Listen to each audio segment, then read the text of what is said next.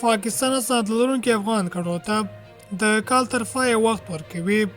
پاکستان وایي قانوني یا اسناد لرونکي افغان کډوال د روان 2023 تر پایه پورې په زور له خپلې خاورې نه باسي، خو د کډوالو له ایستلو به لاس وانخلي چې بې اسناده دي. پاکستان دا اعلان وروسته له دې وکړ چې د بشري حقونو په شمول نړیوال افغان کډوالو سره د پاکستان پر چلند نیوکې وکړې.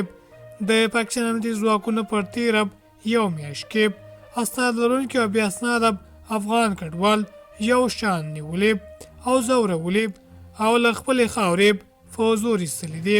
پاکستان بې له دې چې د بشري حقونو انتقادونو ته پام وکړي، فورن یې ویل د پاکستان حکومت خوشحاله دی چې د کارت لرونکو بې اسناده لرونکو افغان کډوال د اوسېدو موده د روان 2023 د دسمبر تر 11 پورې اوږدوي.